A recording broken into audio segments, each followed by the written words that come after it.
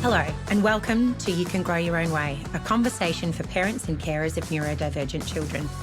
I feel so privileged you are taking time out of your busy life to learn all about the ways to interpret neurodivergence for you and your child. Remember, all advice on this podcast is general and may not specifically apply to your child, so we encourage you to also talk to your GP, paediatrician or specialist to see if what you've learned will help your family.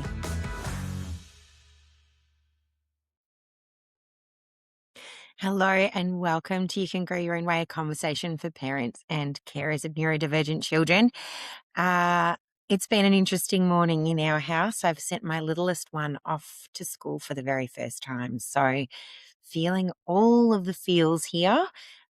One of them is the joy of having a much more empty house, and that's quite lovely, but also sort of that pride and nostalgia of my baby heading off to school. So we shall see what this afternoon brings. But we're not here to talk about my day. We're actually here to talk about the realm of assessment, something that is intrinsic to all neurodivergent diagnoses. They can be really, really confusing and overwhelming. They can actually feel quite daunting and sometimes really, really negative. So we wanted to have a chat today about not only what some of the major assessments are, but also about how we ensure that we bring the child into the assessment conversation. So we're not just looking at tick boxes or marking dots or standardized answers. And we're then getting that inflection, that personalization of who our individual is, as you frequently hear us say, and you've probably heard it around the world. If you've met one neurodivergent person, you've met one neurodivergent person. So it's really important that we add that nuance. Steph is returning to chat to us today from Uplift, and she's brought along her incredible colleague, Rose. So I am going to introduce them, and then we're going to get into a great conversation. So Steph, you may remember, is the practice director of Uplift Therapy. So they're a paediatric allied health service in Ballarat, and they specialise in supporting neurodivergent children and their families through their journey from early childhood through adolescence. Now, Steph has over 14 years' experience as an occupational therapist, and she's passionate about supporting the whole family throughout the therapeutic process. She prioritises relationship and connection within the support she provides. Steph gets the most joy out of seeing children have that precious glimmer in their eyes when they feel loved and connected with their peers and the adults around them within their interactions and their play. Now, Steph is a certified DIR floor time therapist and co-op therapist, and uses these approaches to support children to deepen their play and interactions and to develop their daily functional skills. And joining us as well is Rose, who is a speech pathologist, and she found her way into the profession later in life. That shaped her thoughtful approach to working with children and families. She's passionate about helping people understand how neurobiology, sensory systems, and communication all fit together, and how this understanding shapes a child's sense of their self, their identity, and their mental health. Rose is especially curious about each child's unique communication profile and enjoys exploring how individual differences influence the way they interact, learn, and express themselves. Drawing on her own late diagnosis of ADHD, Rose has a particular interest in supporting children and their families using a strength-based, neuro-affirming approach. So let's get into chatting to these two incredible women. So talking about the crazy world of assessments today, and I say crazy because our guests and myself have both had broad levels of experience with assessments, the many and varied types that there are and the chaos that they can create.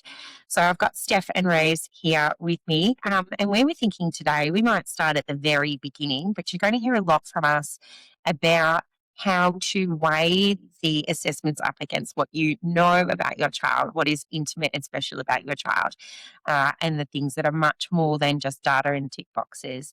So, Steph, I might turn over to you first. You've got a little one, they're in kinder or daycare, and a teacher or a daycare leader says to you, look, I've been seeing some things. Where do we go from here? Well, it's really interesting, Carly, because we used to have lots of preschool field officers, and I think, we in the region, we are generally pretty good at getting our PSFOs, preschool field officers, involved at kinders and daycares, which is great. And they do what's called these screening assessments. And there's brigances, and they'll come out and they'll do a bit of an assessment on the child of some really base level developmental stuff. And these assessments can be good because they can look at, okay, compared to same age peers, are they doing what they should be or not?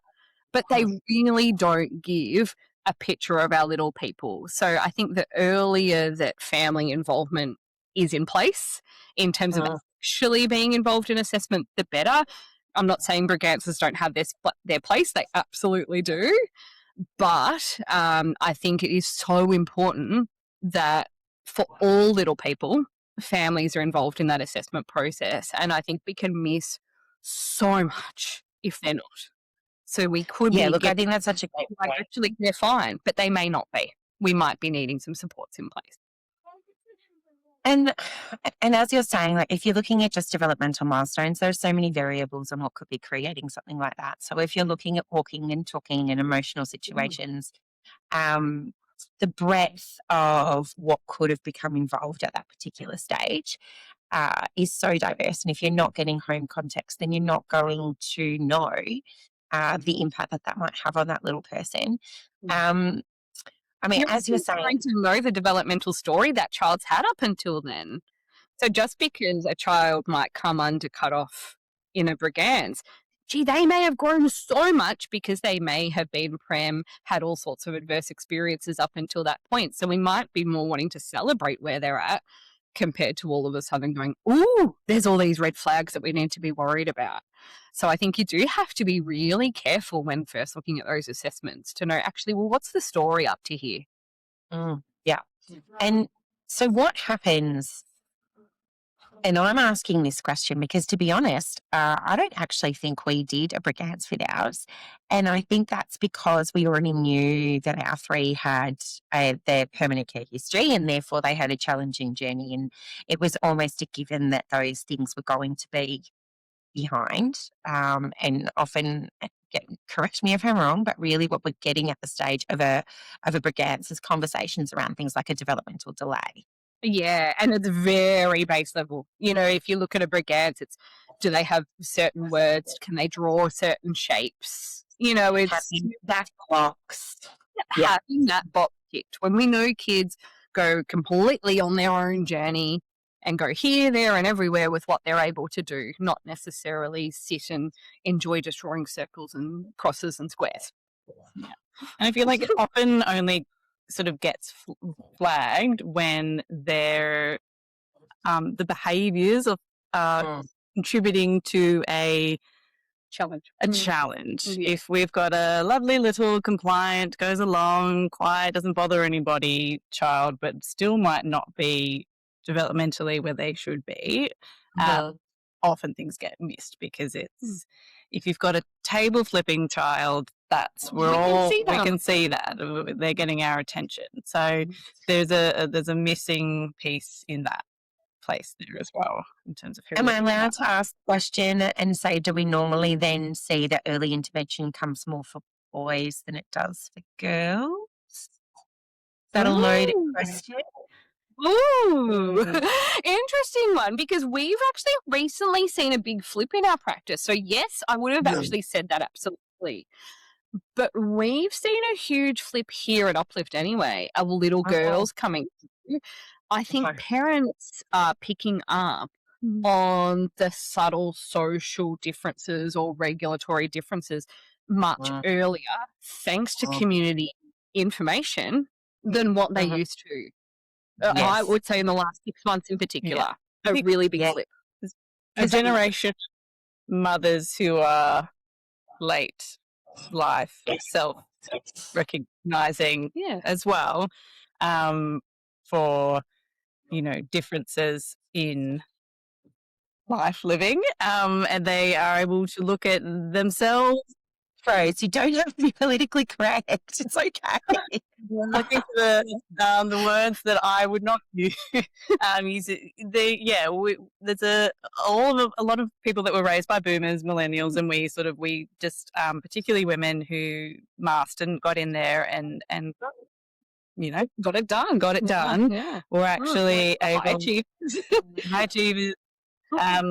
That we're looking more at the mini versions of ourselves and going, okay, all right, I'm recognizing some patterns there, and I would like families are not wanting to have that pattern of masking and mental health and all of that snowball throughout life for their little minis, and so are seeking more Active support. active supports Yeah. in Active that. support and That. yeah. Awesome. So Yeah. good. So Yeah. good. Yeah. Okay, so we've gotten the brigade. Someone said to us, "Oh, look, it's showing that they're delayed in these areas." And we go, "Okay," and we may be able to provide some context. They were prem. There was a significant death in the family when they were little, and it was a high emotional time. There could be things that have created that. There might be other things where the parents have noticed similar things at home, and they're like, "Yeah, you know what? I think you're right. This is probably something we should look at." Generally, first steps, GP, pediatrician.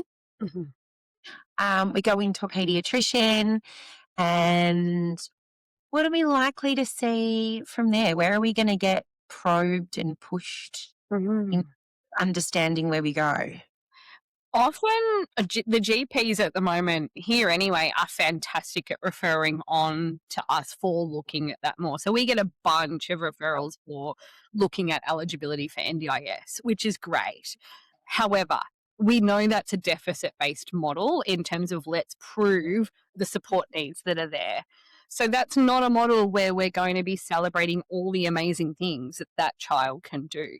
So that means all of a sudden this family is put in this lens of let's look at all of the concerns you've got, what's hard for you, what's not working for you. Whereas wouldn't it be nice if we could just sit down with families and talk about your child, what they love, what they're great at, and what works for you guys as a family. And let's build on that. But for funding, we have to look at the developmental challenges and differences rather than celebrating what's going well. So we are already setting the family up for failure in terms of celebrating their kids. I think the big thing with that as well is that often you get warned of that on the journey. So talking about this from a parent perspective, you're at home, you've had this concept of what your child will grow up and be like, what age they're going to be able to do what, whether it's come from friends, whether it's come from just creation of perception, social media, whatever. And you're like, my kid's going to be able to do this at this age and they're going to be doing this. And suddenly my child is actually like, for example, they're still playing side by side with their siblings and they're just wanting to sit and line up toys and they're struggling to play on the playground equipment. And, so parents, we're very judgmental of ourselves. We're automatically like, what have we done wrong? Why is my child not doing what the children around me are doing? And then you go into these deficit-based assessments and they're really lining up for you what those hurdles are, what the mismatch is. And from a parent perspective, it's really confronting. Yeah. And as you're saying, you're not talking about the joy. You're not talking about the specialness or the individuality. And I know like the first time I read an assessment for one of my little ones, and the assessment's one thing, and you're reading through it and you're like, I wonder what this is going to show. I'm ticking these things. These are the questions that they're asking. Oh, I wonder what they're trying to find out here. And then when you read the report, and it's designed to be able to get support, that's the way we've set things up. They're like, oh my God, my kid's life is going to be so hard. Look at all the things they're saying they can't do. Where have I not supported them properly? Or what does this mean they're going to miss out on? And you have to sit with that for a while. And it's really hard. It's really uncomfortable. And I can honestly say there are times I've read reports and I've cried because it makes you think about how hard the world is going to be for them. And that, I mean, it's just not a great experience. Yeah. Like, I don't think we can avoid that entirely, that process either. And I guess it's important to acknowledge that it's an important step to go through and give space and grace to as well. I, went through a sort of diagnostic period with my eldest, and there were many things that came up through that in terms of grieving all of the things that you sort of described, these things that I imagined that we would enjoy together and blah, blah, blah. There was also a period of like, oh, I am having a harder time. There is reason that I'm, struggling. And then that was an important process. So I think it's about supporting parents through a really legitimate grieving process, and maybe some big shocks, and those sort of understanding the magnitude sometimes of these assessments and what that might mean. But with that, we have to draw out everything that is working well, and that, the prognosis for joy and enjoyment and enjoying each other, and how that might look very different to what we initially imagined. But all of those things are there as well. I think there's something else there that you said, Rose, that I think is really important, in that to some degree, there is an element of, the only word I can think of, and it doesn't necessarily feel right, but I think you'll understand what I mean, is almost validation. This is hard because there is a reason that it's been hard. Yeah. I'm not imagining it, because we know that in this space there's a lot of gaslighting that can happen from doctors and teachers and in all kinds of spaces. So that helps counter the gaslighting. And it also lets you know, I am a great parent. I have been doing well for my kid. I have been scaffolding and helping them in these spaces. I do understand them, and I've got their best interest at heart. And that's really, really important too. And it gets mentioned by quite a few people on this podcast, especially specialists, that the best specialist in your child's life is actually you. Because you inherently do what they need to support them. And so you're right, like, getting those reports allows you to realize everything that you have been doing along the way, and the things that you've been learning without even realizing that you're learning. And it's an important part of those tick box color in the circle assessments as well. It's that, use the question, pick A, B, C, or D, which I never know. No, I will 1,000 years to do those if I'm being guided through it with a specialist, because I am that one. But I think as a specialist, it's important to take those moments to pull out what the family and the parents are actually doing to enable that ability, so that there is that reflection as well. How much are you actually not aware that you are doing to support? These aren't just, things that are happening in spite of your being there. They're because of the supports and structures that you just innately, organically put in place, because you're a tiny human better than anyone else. So there's a lot to be pulled out, and there can be a lot of value in those tick box assessments beyond what the score is at the end. And I was just going to say, I think that's really important to note here, that that's why we'll often see parents being given one, and teachers or someone else important in the child's life being given another, because you're going to see different settings, different frameworks, different supports, different understanding in those two environments. And so you get a bigger picture of what happens when the supports provided by a parent are removed. But that's why we as a practice have tried as much as we can to move away from just sending the checklist or giving the checklist, because you are only getting a number back from that.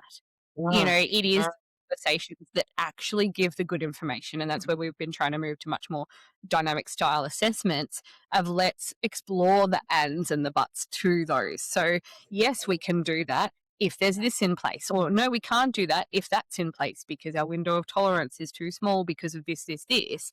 We want all of that good gutsy information because that's actually the stuff that matters, not the score. Yeah. Look, Yeah. the school matters for something huge like NDIS because they need something standardized. But it They need doesn't give for your child. No, Mm. it doesn't. It doesn't give individuality. It doesn't give context. But they're going to say it's required because they can look at a metric. And when you're looking at mass data, metrics are important. But when you're looking at individualized plans and to understand support, you need context. So would your recommendation be that if you're working with a practitioner who says, I'm going to give you the bad belt, I'm going to give you, an assessment, pages and pages, because some are pages and pages of assessment, Mm. that you say, could we do this together? Yes, I would personally. I think sometimes questionnaires can be given to a family to fill out without a session for a reason. And it's okay if there is a reason, but I do think it's a good thing to know what that is. Is it because we are just wanting the score for this very specific purpose and then we're going to have a conversation about putting that into context? That might be okay. But I do think filling it out side by side is best practice from a therapeutic point of view, because you can use those questions therapeutically. You can use that to guide where you're going to head in terms of your supports. We've been looking at much more open questionnaire type styles, haven't we, to, really explore those patterns. Yeah, my advice to parents would be if you request that you are guided through it and then that request is denied, you can write all over those assessments. It's not like they are put through a scanner and auto-read. We're, going through and plugging all of those numbers in. Write your side notes, scribble all over it and just sort of put that additional information in front of your specialist, because if they are not wanting to actively participate in retrieving that information, and they might, for whatever reason, just want a raw score based off, the parent's current understanding of functioning. But if there are, bits like, yes, but only in this exact situation, or we used to be able to do this, but now circumstances have changed and it would probably be more of this one. Write it all over that form. Because then you're at least, doing your best to get it seen and get it, And as a parent, I'm allowed to say this. You guys probably aren't. It's not as PC, but I'm going to say it. If they're not interested in knowing the context of your child, you can also walk. Absolutely. Which is scary with wait times and all the things. Like, that's a scary thing to consider. It is okay to do that, Carly. We tell parents. One thing to consider, but I tell you what, I'd rather wait 6 months for the person who gave a rat's about my child than sat through someone who wants to see them as data. And, we talk about advocacy a lot because it's hard. You have to build the skill. And when you're dealing with specialists who've spent years training in a space to understand, sometimes you feel like you can't, that they are the experts and they know everything best. But if they don't want to listen to the individuality of your child, they're not going to understand you. No. Go. They might understand them from a DSM perspective, but not actually seeing your child for your little human. And so, no, I do completely agree. And I don't think it's not PC, because I tell families all the time, everyone has different ways of working. All of us, even in our practice, have all different ways of working. And if that style isn't working for you, find someone who does match you, because it's important that you find the match that's going to work for you as a parent and a family. Not what you've been told, who's the best for this or who's the best for that. It's about who's the best match for you. Yes. Yeah. I would quickly say it's like finding shoes, and no one wants to walk around the world in uncomfortable shoes. So if it's not wrong, keep looking. Yeah. So I'm going to bring us back to naming some assessments, and I'm going to do that because, for parents, it can feel a lot like Cluedo. Yes. Why am I being given this? And So here's a question. Do you think that it should be explained to a parent the purpose of the assessment before they do it? Yes. 100%. Yes, without a doubt. Yeah. I think if you've been given an assessment and you don't know why you're doing it or what it's being used for, don't do it, because you need to have informed consent for that process. And I think this is something we need to be talking about more in an allied health perspective, is informed consent. So when you're doing an assessment, you should know what that information is going to be used for and why, because otherwise you're not providing informed consent. So if you think about it, if you ask a family to do a care impact statement, you're wanting to look for NDIS purposes, the level of support a family is having to give their little person. That is an exceptionally personal experience to go through. I'm nodding emphatically. Done it recently. Yes. Yeah. Yes. And what did I do, I guess, through that assessment to ensure we had that informed consent and that you were okay through that process? Well, you kept checking in that I was still going to be okay with completing the assessment. Then when the assessment was completed, you were okay with the data being used once I was aware of the information I was providing. Plus explain to me different ways that that information could be reported on and made available or not made available, so that I could make a decision along the way as to how I felt about that data being out in the world. Yeah. But imagine if me as a practitioner had just given you that form and said, hey, fill this out, flick it back to me when it's done, and we'll use it. I just can't even go there in terms of how that would make a family feel filling in those questions at home. So that's, yeah. So I was going to say, for those who haven't done it, the context, like it actually talks about how, and it does it largely from a negative way, because as we talk about, assessments are deficit-based because they're looking for support. It talks about how you feel about some of the actions, activities, behaviours and presence of your child. And the answers come from way deep down, sometimes in places that you don't even necessarily want to talk to your partner about.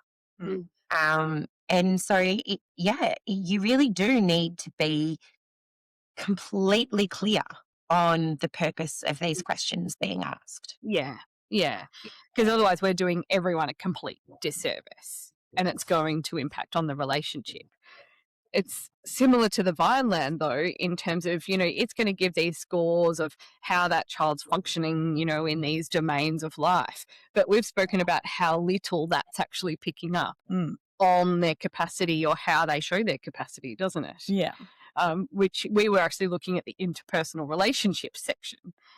And, we really like to get good, gutsy information about how your child chooses to connect.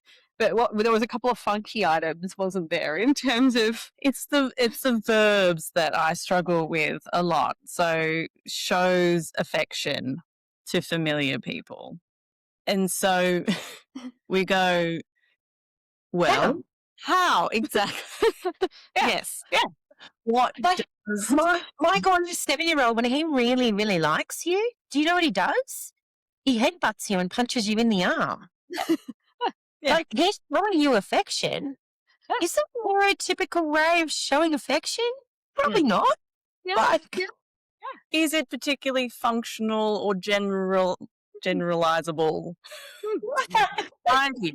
No, but is it a clear demonstration of affection within the bounds and understanding of a home? Yes. So where do you put your little on the form? Yeah. It's through the whole thing. It is that real down to where we, when we are doing these questionnaires, why it is so important for the specialists to be involved and dig. And I did with you as well. Yeah, but what are you doing to facilitate that to happen? It's like, and then these things you don't even notice anymore, or things I know that happens with my my two kids that it's almost like words are being said, but then I think about it and I go, actually no. It was a look, it was a vibe. it's an understanding of your human. Yeah. it's all of those additional, which is all communication, and it's all things that we should acknowledge when we are looking at someone's, communication profile, or but it is where then we go, okay, so this is the capacity and how it's actually functioning in the world. How transferable are those skills to this context and this context? And then we can discuss, the functional impact there. But it's the nuance, it's the places in between. So I don't mind a lot of these assessments as a basis for structure conversation, but that is as standalone, hand over to a family, get it back, plug in your data, and send it off. There's just it's an impossible thing, really. Often I said, I think I said to you the other day that I have a love-hate relationship, because I almost love when the data comes back so not representative of the reality, because it gives me something very strongly to speak to, argue with, essentially, within a report. I'm like, I know the data says this, but actually da da da da. Or I'll do assessments where I know the data will contradict, so that it's you can see that the functional difference within contexts. So we can always use assessments in different ways too, but that should all be discussed with families. And that what is the purpose of the assessment and the report. I did one recently that made me feel awful, but this child was not getting any funding for speech and language intervention. So I wrote the most deficits-based report, and it was targeted at the NDIS.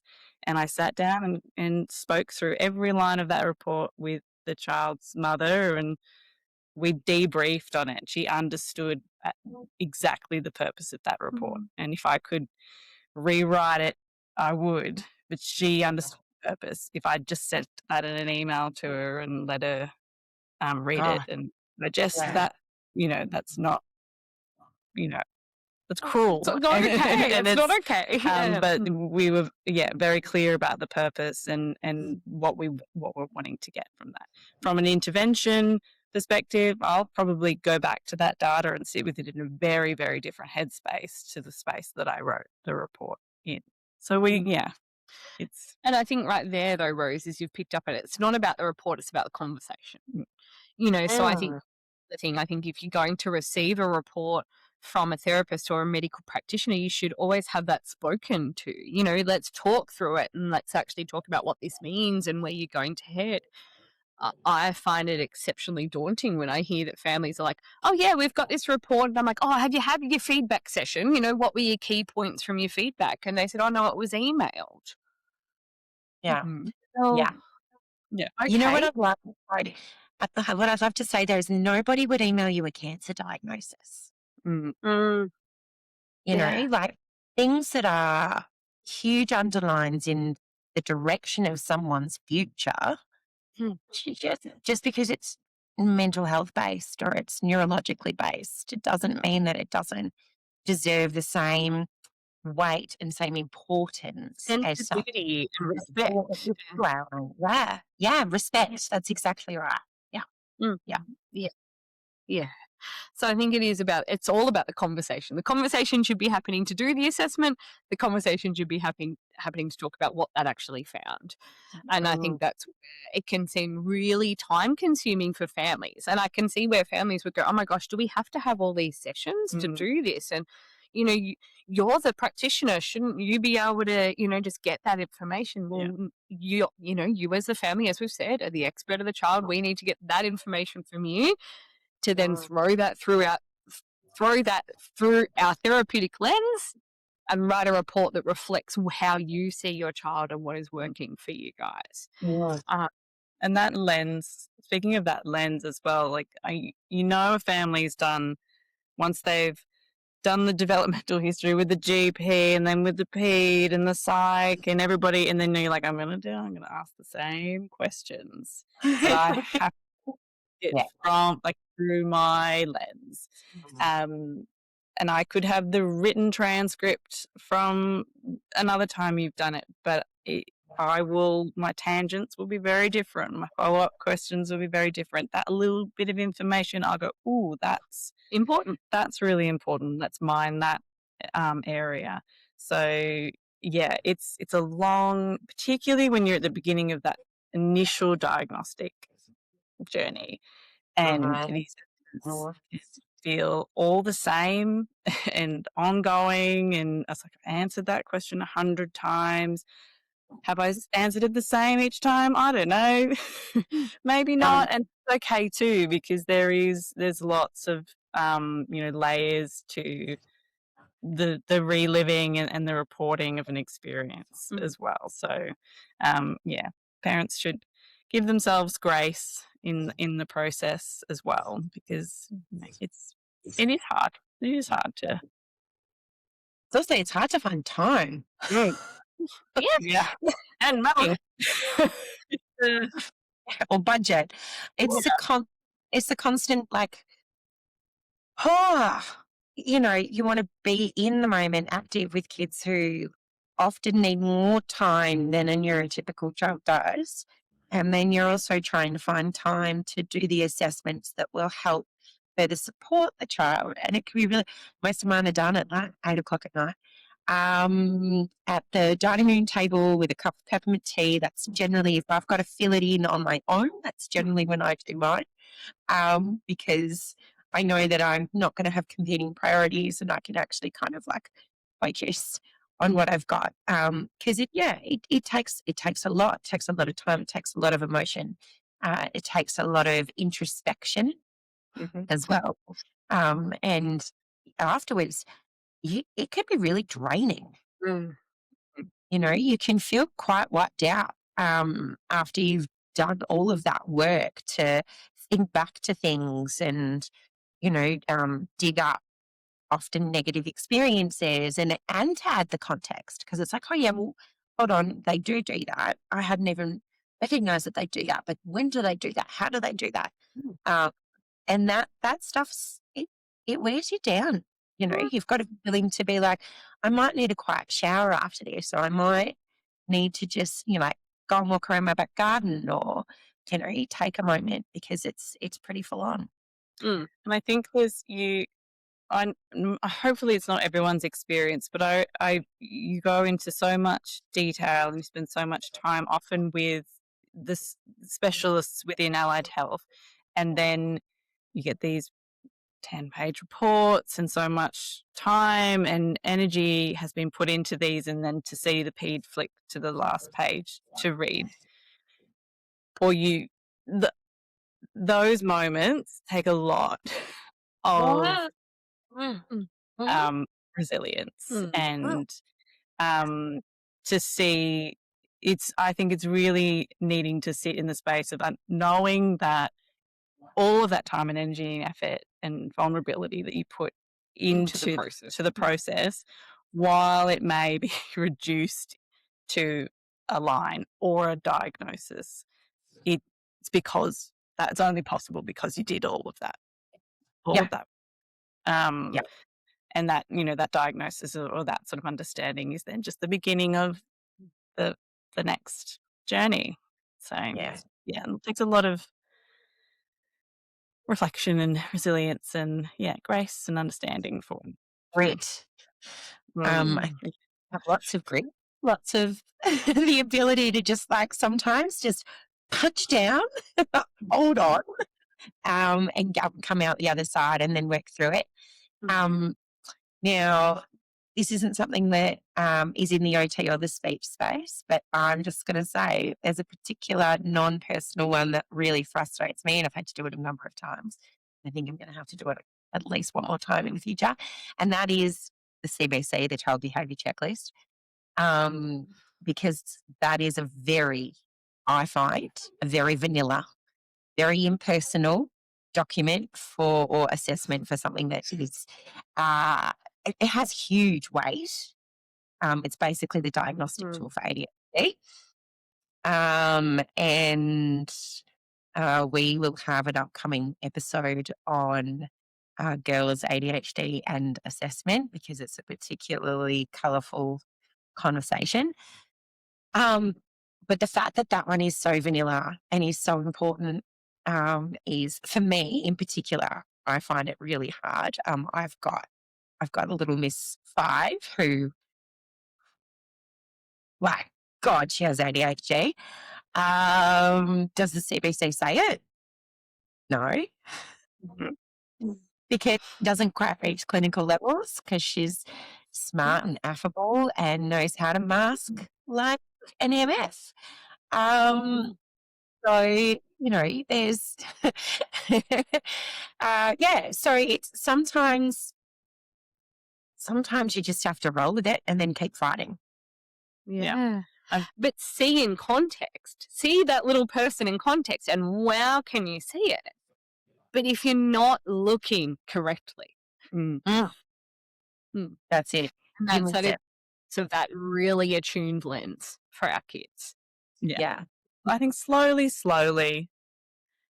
there's a catch up. But Slowly. Yes. Slowly. Yeah. I breathe a sigh of relief. As hard as it was, I have a table flipping, absconding child with the scale of all the diagnostic criteria for ADHD. And that is comforting, as ridiculous as that sounds, but it means that recognition and understanding was sort of there from the get-go. And I really sympathise with families because that's me at school too, that are not receiving that support and those adjustments and that recognition because it's not seen at school or it's not seen in the community. But boy, is it seen at home on a whole other level because of all of that containment at all other times. And work with a family that's very recently finally sort of got it over the line, but it really took a lot of just working with the family, educating themselves and working with an assumption and going, okay, well, it might not be officially diagnosed, but let's look at what we can put in place. And when we're working with families that, we're seeing a little sprinkling of this and maybe a little bit of that, and we go, well, what can we put in place? So we don't need an official diagnosis in all of these little areas to look at supports for, what is happening functionally in a person's life, And that is very much a 7. How we do assessment too, because sometimes assessment isn't best practice. It is more about seeing that child in those different contexts and what can we put into place rather than let's do a bunch of questionnaires and see where they come out as a score, because some kids will come out typical in all sorts of areas, won't they, in an assessment, but we know they're needing support. Yeah, because those individual tasks are maybe very achievable, but put them all in a basket together and suddenly we can't even touch the basket. So it's looking at how things are actually happening. A visual schedule, great. Will we be able to remember it exists, interpret it, when initiate? I was like, when all of the other things are happening. So what are the steps involved? That's such a great. I love that point because I was actually talking about something similar to that yesterday, and I was talking about Mr. 9 and all of the amazing regulatory tools that we have at home, and that he actually doesn't have the regulation or the cognitive connect to want to use the regulatory tools that we have. So they're there, they're totally available. And so I had a win yesterday. I knew that he needed some time in the hammock. And I was like, mate, I really think the best thing for you right now is go wrap yourself up in the hammock, have a bit of a swing, feel what that feels like. Often when they're on their way up, they might not want to listen to all of those amazing regulatory suggestions that you have. And I don't know whether it's experience, frequency of use, maturity. there are some kids who can do it. They're like, I feel like this right now. I need my fidget, or I need to chew on something, but yeah, some of them in that moment, it's just not going to happen. No, I swear we've got you. I would love to bring back and do an episode, because I know we've covered giftedness and 2E before, but I think what I'd really love to look at through that lens is how that can change perceptions of diagnosis and assessment. And I say this with 2 really clever ones, and how sometimes things can get missed because there can be academic capacities, there can be language capacities that can make people believe or create a perception that they then have skills in other areas that they don't have. And finding the capacity for someone to see through hyperlexia or to see through academic capacity and see those other functional challenges can be really hard. To be able to see and understand the spiky profile. Yeah. Because these don't have an even developmental profile where, if they can do this, then they should be able to do that, then they should be able to do this. It doesn't work that way. They can do this, but they can't do that. But they can do this. They need that support to be able to do this. It is that importance of looking at it all. And that's, again, that importance of that dynamic assessment of seeing what they're like at home, seeing what they're like at school, seeing what they're like out at the shops, being there for all of those environments and putting all of that together. And that interdisciplinary work as well, where we sort of nudge on each other's scopes a little bit, because if if I'm working on a language or communication goal, but we're so sensorily dysregulated, I will get nowhere. So it's understanding everything holistically as well, because it's it's building blocks of capacity and functioning as well. Because as you said, I will always do some form of normative language assessment and see where language is just sitting, and we might be above average, but then throw in a social communication or a pragmatic assessment or an observation dynamic assessment, we see the gap. Or maybe we've got that amazing understanding at word level, but put them all together. So there are so many stages, and that's where we pick and choose our assessments as well. It's not sort of we're looking at that, slap on that few assessments. Just do a self clinical evaluation of language, and they've come across it average. We don't need speech. Exactly.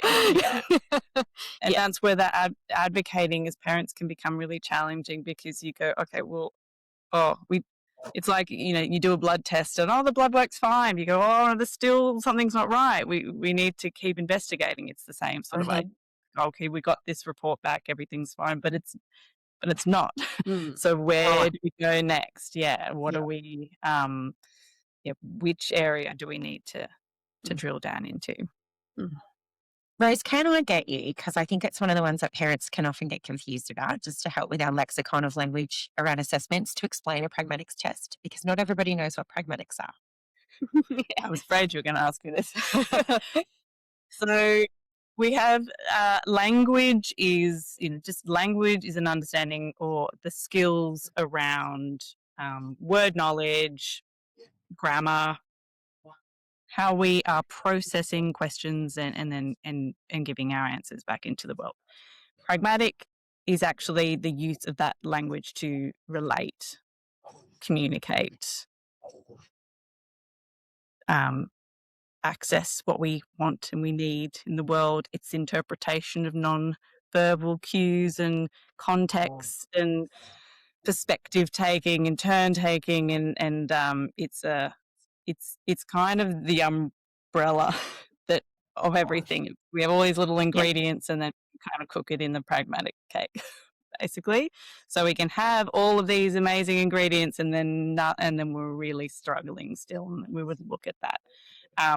But it's a profile as well. We can have really, really amazing skills that don't read to the wider community as skills.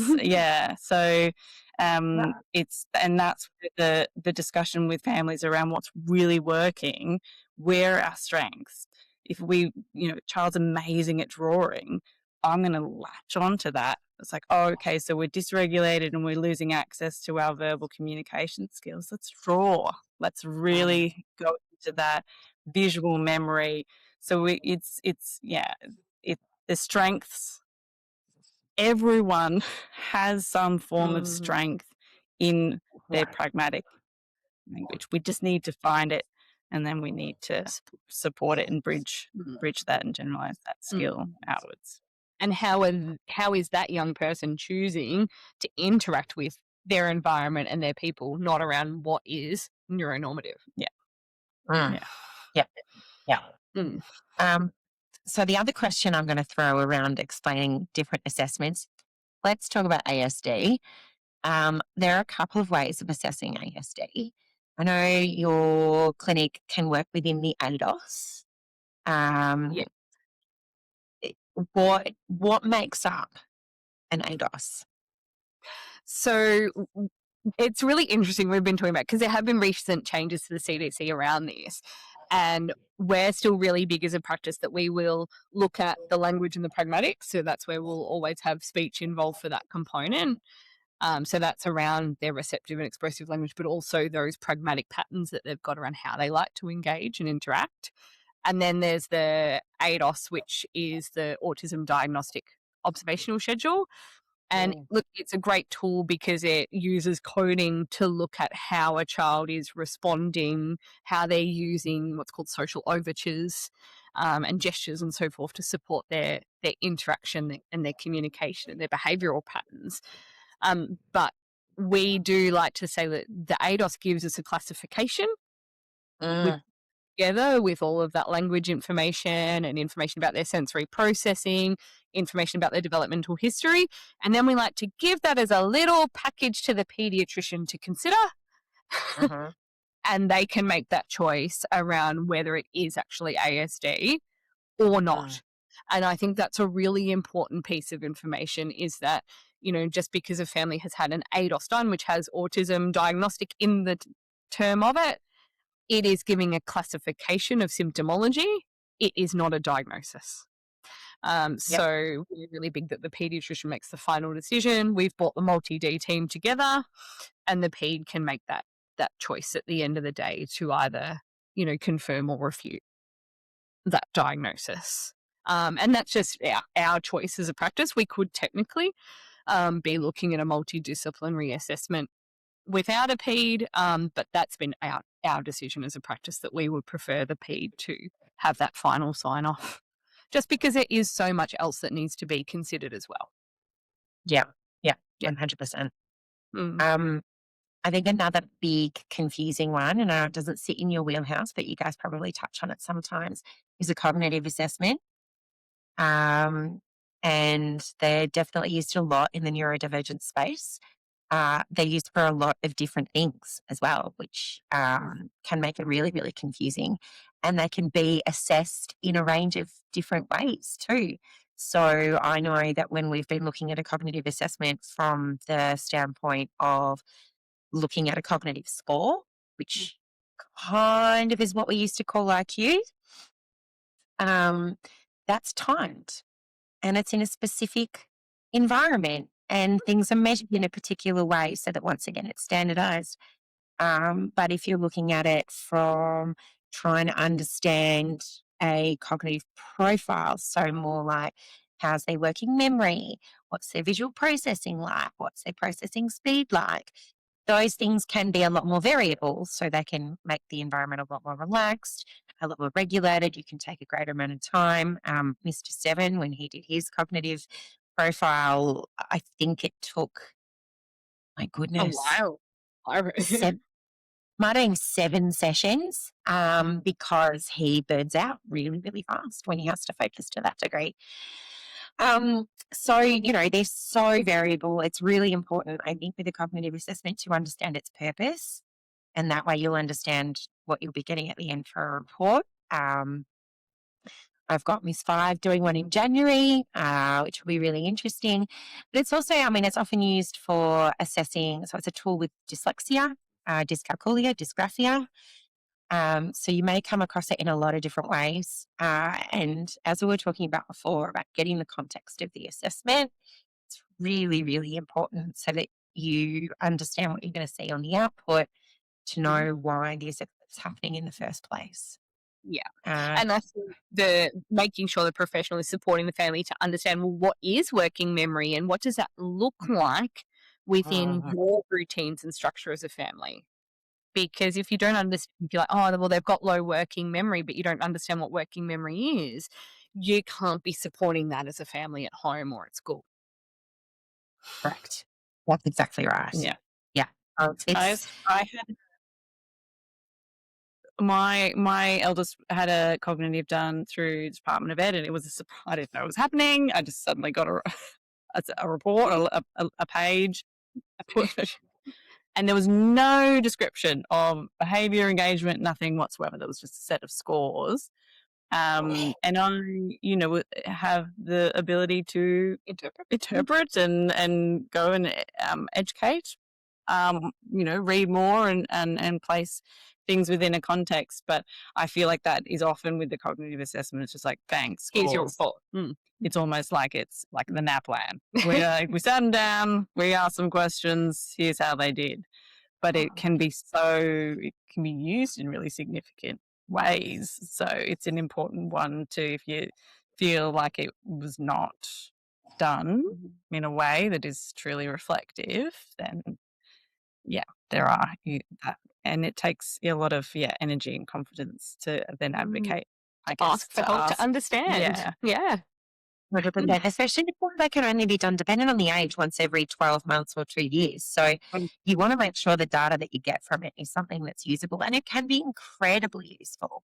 Like as we're talking about with working memory, like if you've got a struggling working memory, if the teacher then knows that your child is not going to be great at remembering things that are on the board and actually needs a visual cue beside them so that they don't have to remember the instructions. How powerful is that for advancing their ability to learn information? But if there's no context, what do you do with It takes that? away so much of that moral dilemma, I think, as well, where if kids at school where it's like, choosing to not engage or to not follow instructions, or you're not, I asked you 100 times, you don't respect me, and there's so much impact from not really understanding what those individual pieces mean, and then just the shame spiral, and as the years tick on, the self-identity and mental health, it's huge. These are really, really big pieces of a little person's development, and so while there might just be a random page appearing in your email inbox sometime, it's important to sort of be able to understand that. You go, oh wait, that's an important little nugget there that happened. And look, do you know what? I think I'm going to give an example that's out of this scenario that I think is it's very similar. So Mr. Seven's teacher, who he was blessed to have for 2 years, gets the complexity of Mr. Seven and knows that that is not going to show his individuality and his hard work and his wins on a report, the school report, because the school report has certain metrics it has to show. So she rings me before every school report is released, and she talks me through it. And she's like, you will see this, but what you won't see is all of this. And I want you to be really proud of all of this. And, and gives the colour to what that report shows, so that I'm not just looking at something that says he didn't meet the average mark for mathematics. But what he did do is all of this huge growth and hard work and commitment over the last 6 months. And that was incredible. And it's like, it's exactly the same thing. If you are a practitioner worth your salt, you want your parents to understand what it is that they're seeing. That relational and respectful approach. Yeah. Mm. Yeah. I feel like this is a beautiful place to end the conversation, but I do want to ask before we do if there's anything else in particular around assessments that either of you would like to share. I think a big one for me is if families are just starting their journey in therapy, they're often told you need assessment. But what I would encourage all families to think about is, what do I need that assessment for? Because I think if you are needing an assessment for funding purposes, absolutely we can go there. If you're needing assessments to support diagnostic processes, absolutely we can go there. If you're needing an assessment for a school to better understand your child, absolutely we can go there. But it isn't a pivotal thing that has to be done to start the process. So I think if you're not needing it for one of those reasons and you're just getting told you just need OT, you just need speech, it doesn't necessarily have to start with standardized assessment. So I think being really mindful as a family when you're starting that journey, what am I needing this for? Or what am I needing to start with? You know, am I needing strategies to support me at home more than I'm needing that piece of paper? So I think that's the big thing for me is just because a practitioner who you've just started with doesn't do an assessment, doesn't do a report, doesn't mean they haven't done a great job. In fact, they may have done a better job than the practitioner who automatically always starts with an assessment. You know, there can be really old school medical models still in place whereby every client has these set tools that are done with them to start the process. And I think it's much more important that you find someone who is individualized and going to be meeting your needs of what you want. And that might not look like a formal assessment. And in fact, most cases it won't. Yeah. Beautiful advice. Rose, anything you'd like to add?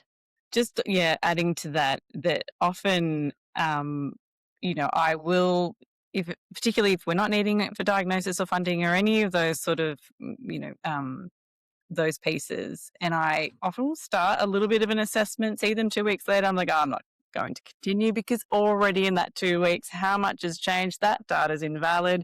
And so, it's keeping those lines of communication open with the family around, I thought I would get in but everything's changing and developing and shifting so quickly that let's just roll with it. And that's a big part of, particularly in early intervention, is things are developing and shifting and changing all the time. So while maybe it's sometimes I joke that it's an excuse because of my neuro spicy brain that I'm into planner and I don't sort of have this is our intervention plan and we will get to this by this, this and this. It's because that we never actually follow that anyway, because we're in the moment with the little people, with what they are. We should be picking up what they're putting down. And if we don't, there's no. Well, let's be honest, they don't give a shit about your plan. No. And why should they? Exactly. Because they're meant to be little people enjoying the world. Yeah. Correct. Yeah. Correct. Yeah. Ladies, this has been fab. It's been such an informative conversation. I think it's been really empowering for parents as well to be able to feel not only informed, but to have an understanding of the right of what they can ask for. And I do want to always make sure we're letting them know that they can set the bar up here. It's okay to set the bar up here. It is their little people that they're advocating for. So I'm really grateful for that. And whenever you listen to this, you'll get the context of when we recorded it, because I'm going to say Merry Christmas. We're nearly there. There is a Christmas tree in the background. We're watching it on YouTube, which I am absolutely enamored to see. I love Christmas. I love the Christmas spirit. My husband's a Grinch, but I carry all the Christmas spirit. Thank you so much, ladies. I look forward to seeing you soon and hopefully talking to you on the podcast again. No worries. Thanks, Carly. Thanks, Carly.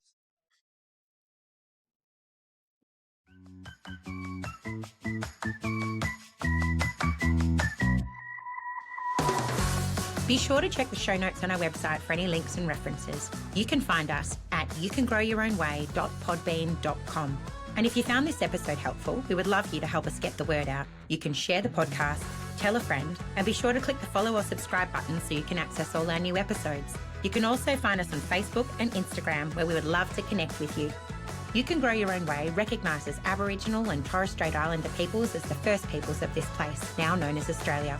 We're coming to you from Jabberung, Jawajali and Wadawurrung country, the country of our guest speaker, and from wherever you are listening. We respect the elders of the past and present, and we share our friendship and kindness.